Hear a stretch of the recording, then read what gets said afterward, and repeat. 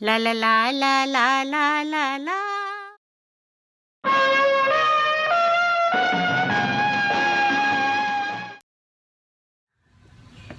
आज के flashback Friday में हम आपके लिए हर्बर्ट जॉर्ज वेल्स, जी हाँ, H.G. वेल्स की एक कहानी लेकर आए हैं। H.G. वेल्स अपने साइंस फिक्शन लेखन के लिए सबसे ज़्यादा मशहूर हैं। कुछ लोगों ने इन्हें the father of science fiction का खिताब दिया, तो कुछ ने शेक्सपियर ऑफ साइंस फिक्शन का। और इसके अलावा भी उन्होंने सामाजिक पृष्ठभूमि पर बहुत कुछ लिखा। और H.G. वेल्स शायद अकेले ऐसे लेखक हैं जिन्हें 4 बार लिटरेचर के नोबेल पुरस्कार के लिए नॉमिनेट किया गया। H.G. वेल्स के माँ बाप के बारे में भी मैं थोड़ा सा बताना चाहती हूँ। इनकी माँ लोगों के घरों में काम करती थी और इनके पिता पहले माली का काम करते थे और उसके बाद उन्होंने एक साधारण सी दुकान खोली जो ज़्यादा चलती भी नहीं थी, पर इसके अलावा वो प्रोफेशनल क्रिकेट भी खेलते थे। 8 साल के नन्हे हर्बर्ट के साथ एक ऐसी घटना घटी जिसने उसे आजीवन लेखन की तरफ मोड़ दिया। हुआ यूँ कि उसकी टांग टूट गई और इस कारण उसे काफ़ी वक्त तक बिस्तर पर ही रहना पड़ा। और इस दौरान लाइब्रेरी से लाई गई किताबों में उसकी रुचि जगी और कहानियाँ और उसके पात्रों का एक विशाल संसार उसके दिमाग में असर डालने लगा। और इसके बाद ही उसके मन में पढ़ने के साथ साथ लिखने की भी एक तीव्र इच्छा जगी। आज आप उनकी जो कहानी सुनेंगे उसको अंग्रेज़ी से हिंदी में ट्रांसलेट करते समय, उसका अनुवाद करते समय मुझे काफ़ी मज़ा आया। उम्मीद है आपको सुनने में भी आएगा। आज मैं आपके लिए मशहूर लेखक H.G. वेल्स की कहानी the story of the inexperienced ghost लेकर आई हूँ। तो आओ सुनो कहानी अनाड़ी भूत की। क्लेटन की आखिरी कहानी मुझे बखूबी याद है। वो वहाँ फायरप्लेस की लपलपाती आग के पास बैठा था। उसके बगल में सैंडरसन बैठा था और एवंस भी वहाँ मौजूद था और वो कुशल अदाकार विश भी। शनिवार के दिन हम सब मरमेड क्लब पहुँचे थे, सिवाय क्लेटन के जिसने पिछली रात वहीं गुजारी थी। हम लोगों ने खूब गोल्फ खेला, खाना वाना खाया और अब हम ऐसे जिंदा दिली के मूड में थे कि जब किसी की कहानी झेली जा सकती है। जब क्लेटन ने अपनी कहानी शुरू की तो हमें लगा कि वो सरासर झूठ बोल रहा है। हो सकता है उसकी कहानी झूठी थी। आप भी कहानी को सुनकर अपनी राय बना सकते हैं। सैंडरसन ने आग में जलती एक मोटी लकड़ी को ठोका और उस पे से ऊपर उठती हुई चिंगारियों को देखते हुए क्लेटन बोला, तुम्हें मालूम है ना, कल रात मैंने यहीं बिताई थी और यहाँ मैं बिल्कुल अकेला था। सारा स्टाफ भी बिल्डिंग की दूसरी तरफ रहता है। कुछ देर तक वो चुपचाप अपने सिगार के कश लेता रहा, मानो आगे बोलने से हिचकिचा रहा हो, और फिर बोला, मैंने एक भूत पकड़ा। भूत पकड़ा? सैंडरसन ने कहा। एवंस जो क्लेटन का प्रशंसक है उसने कहा, अरे वाह क्लेटन, तुमने भूत पकड़ा, अरे जल्दी से बताओ पूरी बात। क्लेटन ने हामी भरी पर साथ ही अनुरोध किया कि दरवाज़ा बंद कर दिया जाए। मैं नहीं चाहता कि भूत वूत की बात सुनकर कोई डर जाए, और वैसे भी वो कोई साधारण भूत नहीं था। मुझे नहीं लगता कि वो अब दोबारा वापस आएगा, वो बोला। तो तुमने उसे जाने दिया? सैंडरसन ने कहा। हम सब हंस पड़े और क्लेटन ने कहा, हाँ, पर मुझे पक्का यकीन है कि वो एक भूत ही था। मैं मजाक बिल्कुल नहीं कर रहा हूँ। बड़ा अजीब वाकया था। पहली बार मेरे साथ जिंदगी में ऐसा हुआ। क्या तुमने उससे बात की थी? विश ने पूछा। 1 घंटे तक, क्लेटन बोला। बड़ा बातूनी भूत था, मैंने भी औरों की तरह मजा लेते हुए कहा। अरे बड़ा मुसीबत में था, क्लेटन बोला। क्यों? क्या रो रहा था? क्या तुमने उसे मारा था? क्लेटन, कहाँ मारा था तुमने उसे? एवंस बोल पड़ा।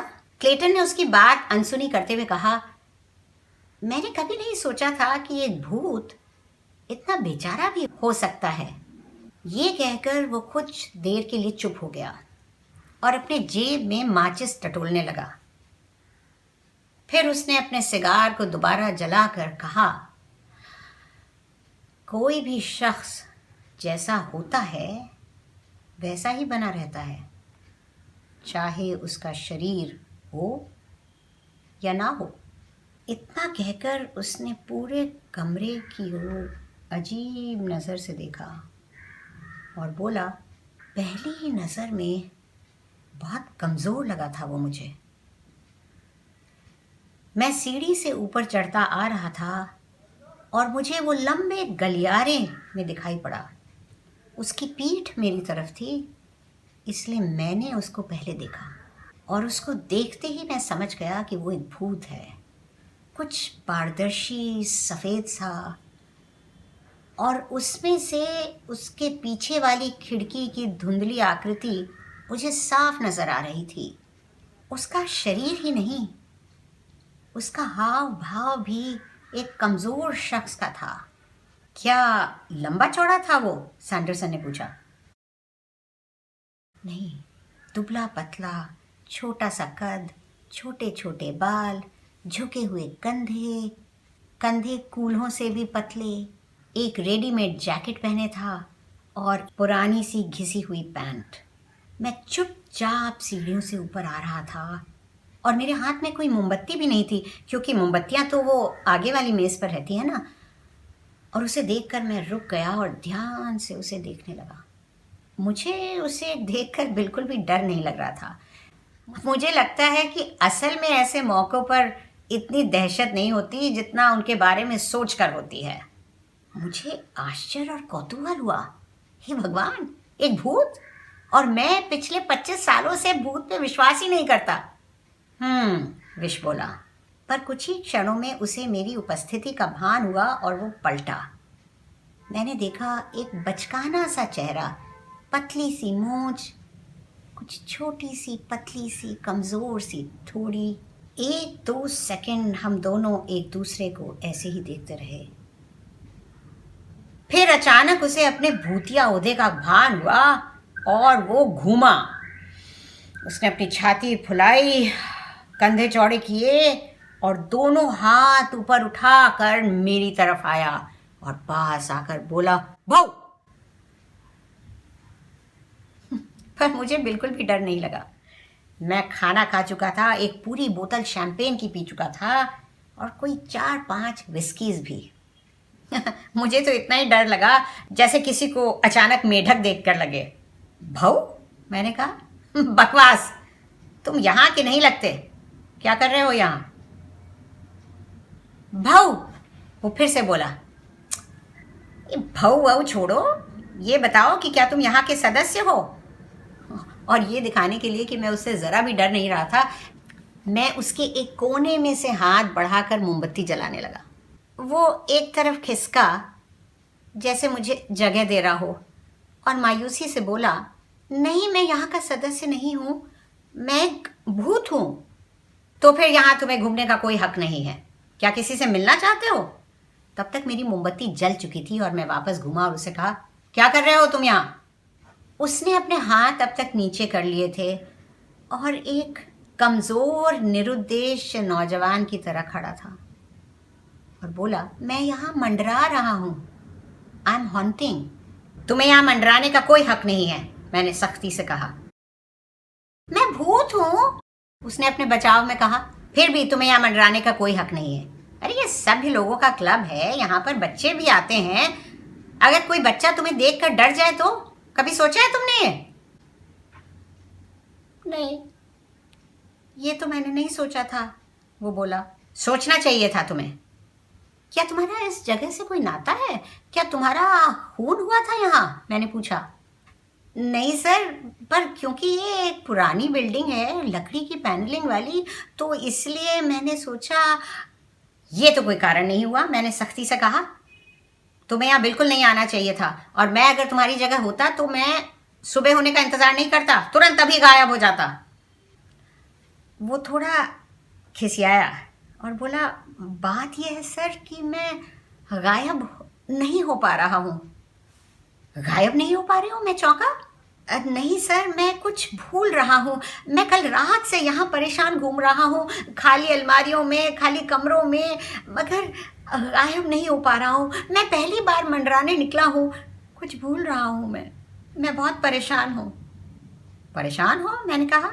जी सर, मैं कई बार कोशिश कर चुका हूँ, पर मैं कुछ भूल रहा हूँ और इसलिए वापस नहीं जा पा रहा हूँ। उसकी ये बात सुनकर मुझे उस पर दया आ गई। बड़ा निरीह सा लग रहा था वो वहाँ खड़ा हुआ। तभी नीचे की मंजिल में किसी के चलने की आवाज़ आई और मैंने जल्दी से कहा, चलो मेरे कमरे में चलकर बात करते हैं। ये कहकर मैंने उसकी बाँह पकड़नी चाही, मगर वो तो जैसे हवा को पकड़ना था। कमरे में चलकर मैं आराम से कुर्सी पर बैठ गया और कहा, हाँ अब बताओ पूरी बात। वो बैठा नहीं, बस कमरे में मंडराता रहा और जल्द ही हम दोनों बातचीत में बिल्कुल डूब गए। धीरे धीरे मेरी शैंपेन का असर कम हो रहा था और फिर मुझे इस अजीबोगरीब परिस्थिति का पूरा पूरा भान हुआ। उस साफ सुथरे बड़े से कमरे में मेरी आंखों के सामने सिर्फ मोमबत्तियों की रोशनी में एक पारदर्शी सा भूत मंडरा रहा था। चारों तरफ सन्नाटा था, बस हमारी बात करने की आवाज़ आ रही थी। उसके अंदर से कमरे की पीतल की चमचमाती चीज़ें और तस्वीरें झलक रही थीं और वो मुझे अपनी दुख भरी ज़िंदगी की कहानी सुना रहा था जो अभी हाल में ही ख़त्म हुई थी। हालांकि उसके चेहरे से ईमानदारी नहीं झलकती थी, पर फिर भी पारदर्शी होने के कारण वो कुछ छुपा नहीं पा रहा था और सच बोल रहा था। उसने बताया कि उसकी मौत लंदन के एक तहखाने में हुई थी, जहां वो मोमबत्ती लेकर रिसती हुई गैस लीक की जांच करने गया था।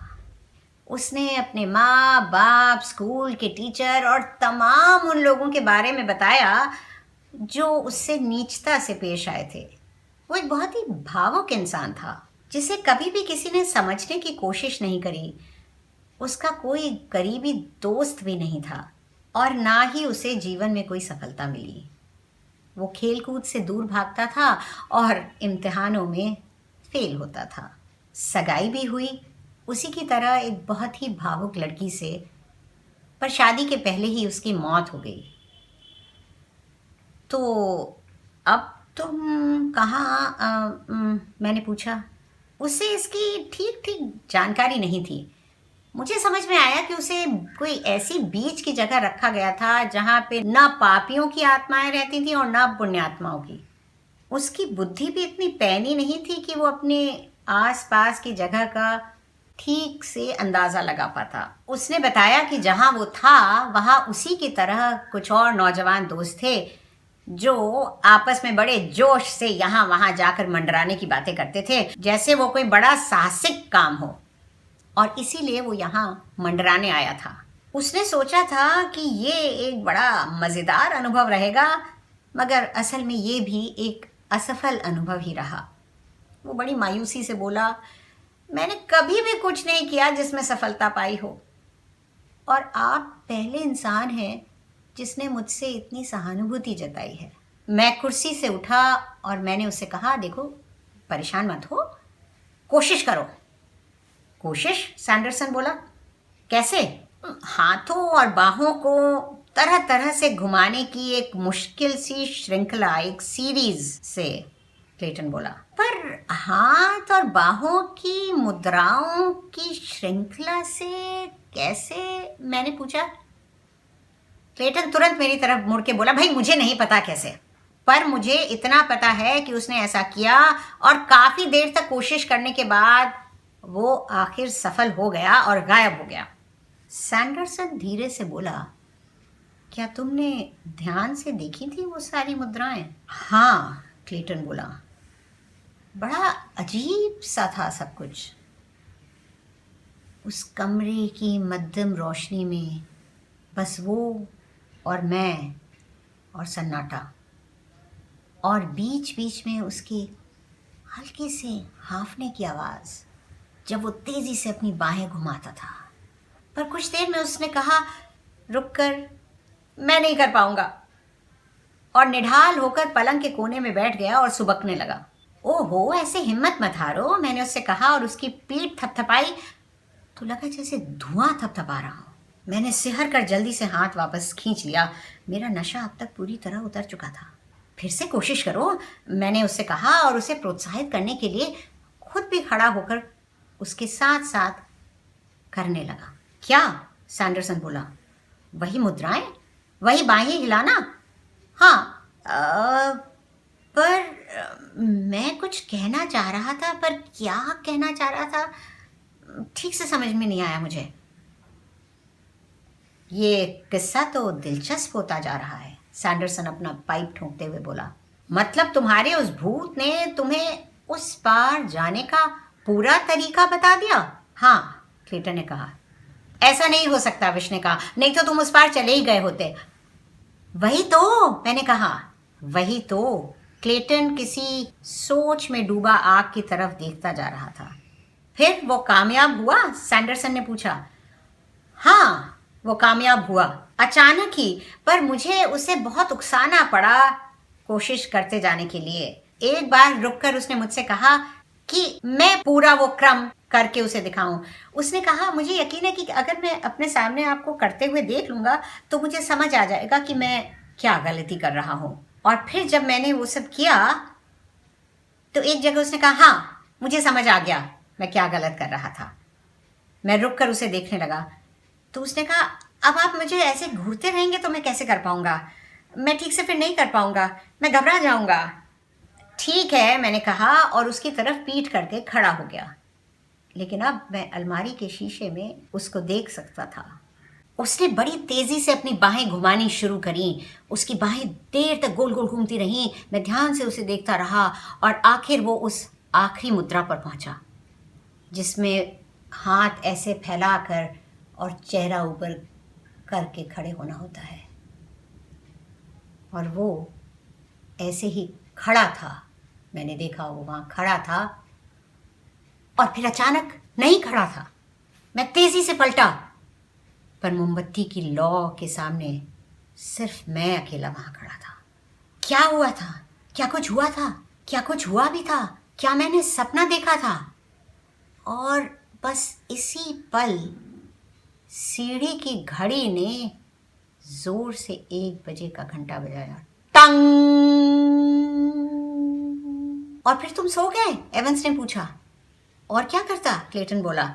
और वो मुद्राएं? सैंडरसन ने कहा। मुझे अभी भी याद हैं, क्लेटन ने कहा। ओह, तो फिर करके दिखाओ, सैंडरसन ने कहा।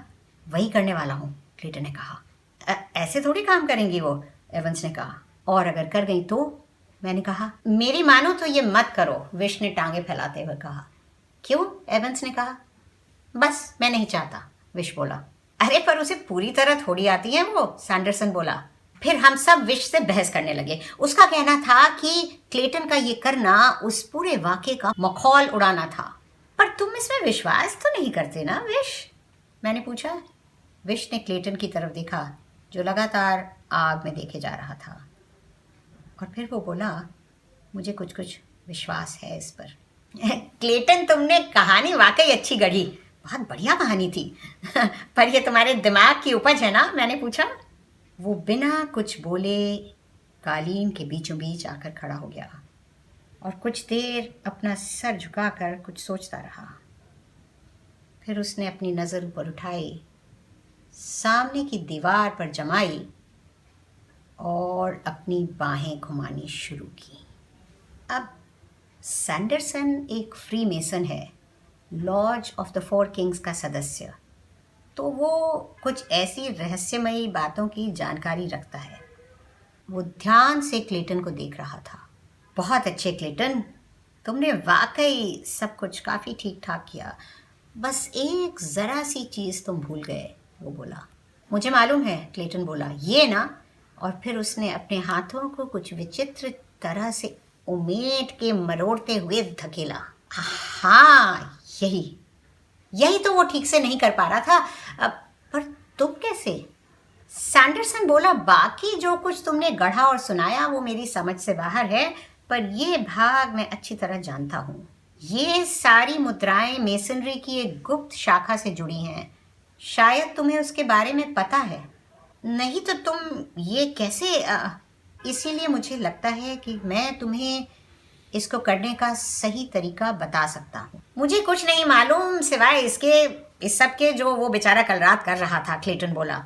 जो भी हो, सैंडरसन ने कहा। उसने अपना पाइप संभाल के एक तरफ रखा और फिर सीधे खड़े होके तेजी से अपने बाहों को अजीब तरीके से घुमाया।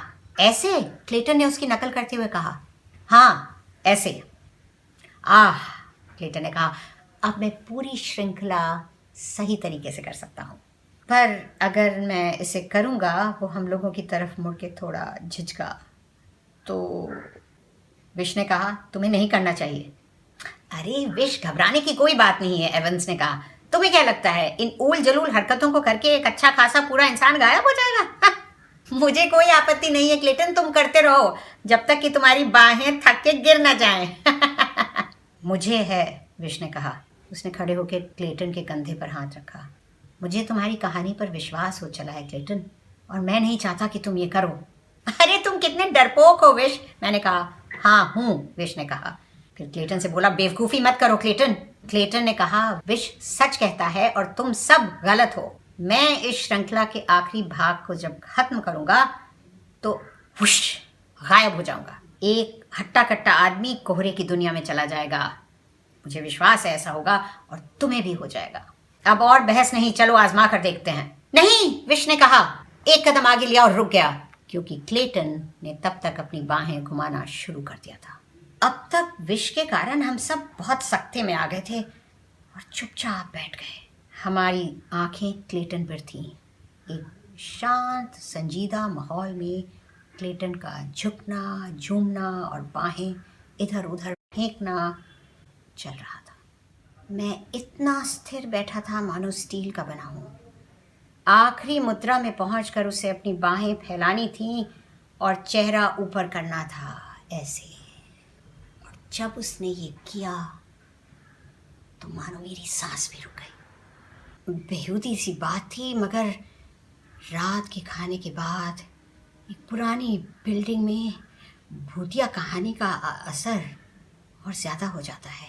क्या क्लेटन वाकई में वो वहाँ खड़ा था, अपनी बाहें फैलाए, अपना चेहरा ऊपर किए, जो लैंप की रोशनी में चमक रहा था?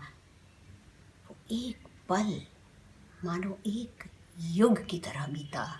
हम सब ने आश्वस्त होकर एक बेइंतहा चैन की सांस छोड़ी, क्योंकि वो वहाँ खड़ा था। ये सब कुछ बकवास था, एक मन गढ़ंत कहानी जिस पर हम लोगों ने करीब करीब विश्वास कर ही लिया था। और तभी क्लेटन का चेहरा बदला। ऐसा बदला मानो लाइट हाउस की बत्ती गुल हो गई हो। उसकी आंखों की पुतलियां, उसकी मुस्कान मानो वहीं जम गई, और वो वहीं खड़ा का खड़ा रह गया, हौले से झूमता हुआ। ये भी एक अंतहीन पल था। फिर अचानक हम लोग कुर्सियां खिसकाते, चीजें गिराते हुए उसकी तरफ लपके और उसे, तब तक उसके घुटने लड़खड़ाए और वो सामने की तरफ गिरा, पर उसके पहले ही एवंस ने उसे अपनी बाहों में पकड़ लिया। हम सब बिल्कुल हक्का बक्का रह गए। कुछ पलों के लिए किसी के मुंह से कोई स्पष्ट बात तक नहीं निकली। हमें यकीन था, पर यकीन नहीं भी था। मैं घुटनों के बल उसके पास बैठ गया। उसकी कमीज और बनियान को फाड़ दिया गया और सैंडरसन ने उसकी छाती पर अपना हाथ रखा। क्लेटन वाकई उस दुनिया में चला गया था जो हमारी दुनिया के इतना पास और फिर भी इतनी दूर होती है। पर वहाँ वो उस भूत की सिखाई हुई मुद्राओं की श्रृंखला करने से गया, या जैसा कि अदालत में कहा गया, मिर्गी का अचानक दौरा पड़ने से? ये एक ऐसी पहेली है कि जिसका जवाब शायद कयामत के दिन मिले।